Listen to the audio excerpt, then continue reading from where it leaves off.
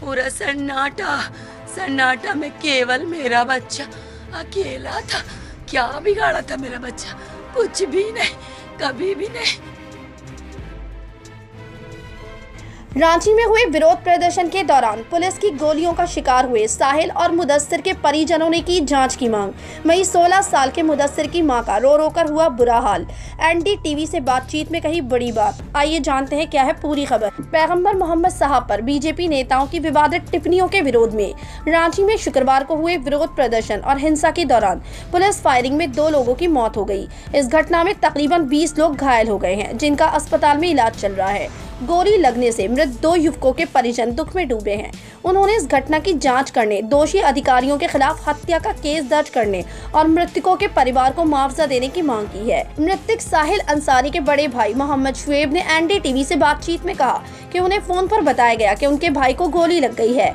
उसे अस्पताल ले गए हैं। वहां वह कुछ देर तक ठीक था। ऑपरेशन थिएटर में 2-2.5 घंटे उपचार चला।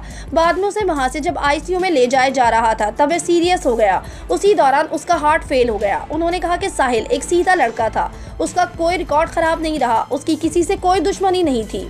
साहिल के एक परिचित एजाज अहमद ने बताया कि घटना जहां हुई साहिल वहीं काम करता था। जब दंगा होने लगे तो वह घर वापस आने लगा। इसी बीच उसे किसी ने गोली मार दी। सवाल ये है कि गोली किसने मारी। फुटेज में पुलिस प्रशासन गोली चलाता दिख रहा है। किसी भी दंगे को रोकने के लिए बहुत सारे विकल्प होते हैं। आंसू गैस छोड़ सकते थे, पानी की बौछारें छोड़ सकते थे, हवाई फायरिंग कर सकते थे, लाठी चार्ज कर सकते थे, किसी सिविलियन को सीधे शूट नहीं कर सकते। वहीं एक प्रत्यक्षदर्शी मोहम्मद अमर खुराजा ने कहा है कि वहाँ पर शांतिपूर्ण विरोध प्रदर्शन चल रहा था। दंगा फसाद जैसा कोई मामला नहीं था। मंदिर के पास कुछ लोगों ने पथराव किया। इस पर आगे मौजूद कुछ बच्चों ने भी पथराव किया। इसके बाद भीड़ तितर बितर हो गई। इसके बाद प्रशासन ने कोई चेतावनी दी ही नहीं और लोग भागने लगे। इसके बाद प्रशासन की तरफ से फायरिंग शुरू हो गई। भीड़ हिंसक नहीं हुई थी, भीड़ को प्रशासन ने उकसाया था।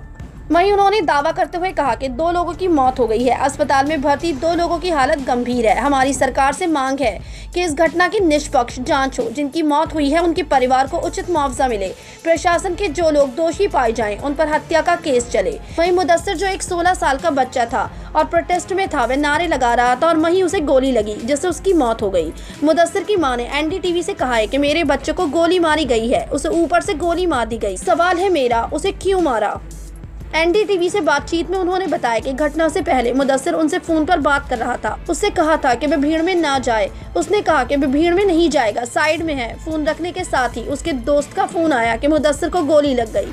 उन्होंने कहा मुझे मेरे बच्चे का मुआवजा चाहिए, हमें इंसाफ चाहिए। वहीं मुदस्सिर के एक दोस्त ने बताया कि वो भी वहां मौजूद था। जब भगदड़ होने लगी तो वह आगे चला गया। उसके एक अन्य दोस्त ने कहा कि वहां अंधाधुंध गोलियां चली थी, हम लोग जुलूस निकाल रहे थे, उसमें जाना था और वापस आ जाना था। आपकी जानकारी के लिए बता दें कि रांची में शुक्रवार को हुई घटना में 20 लोग घायल हुए हैं, जिनका इलाज चल रहा है। रिम्स में भर्ती घायल युवक अफसर ने एनडीटीवी से कहा है कि मैं सामान लेने के लिए मार्केट गया था, इस बीच भगदड़ हो गई। जब वापस आ रहे थे तो गोली लग गई। हम प्रोटेस्ट में नहीं थे, सामान लेकर आ रहे थे। पुलिस फायरिंग कर रही थी और इधर से पत्थर चल रहे थे। वहां से निकलने की कोशिश की तो गोलियां लग गईं। 6 गोली लगी हैं, जिनमें से 4 निकाल ली गईं, 2 अभी भी नहीं निकली। सर के एक परिजन सरफराज आलम ने बताया कि डॉक्टर ने कहा है कि बाकी गोलियां 2-4 दिन में निकाल लेंगे। उन्होंने कहा कि अफसर जुलूस में शामिल नहीं था। एक अन्य घायल तवारक ने बताया कि मैं वहां से आ रहा था, भगदड़ हुई तो हम भी दौड़ने लगे, इस बीच हमको भी गोली लग गई। उन्होंने बताया कि प्रदर्शन नहीं कर रहे थे, लोग दौड़े तो हम भी दौड़ने लगे। रांची में शुक्रवार को हुए विरोध प्रदर्शन के दौरान हुई हिंसा की जांच के लिए झारखंड के मुख्यमंत्री हेमंत सोरेन ने SIT का गठन किया है। 2 सदस्यीय जांच कमेटी गठित की गई है। इसमें ADG संजय लाटकर और पर्यटन सचिव अमिताभ कौशल को जांच की जिम्मेदारी सौंपी गई है। उन्हें 1 सप्ताह के अंदर रिपोर्ट सौंपने को कहा गया है। आपकी क्या राय है इस खबर के बारे में? अपनी राय कमेंट सेक्शन में जरूर दें। हमारे चैनल को सब्सक्राइब करें, बेल आइकन प्रेस करें ताकि हर खबर आप तक जल्द से जल्द पहुंचे।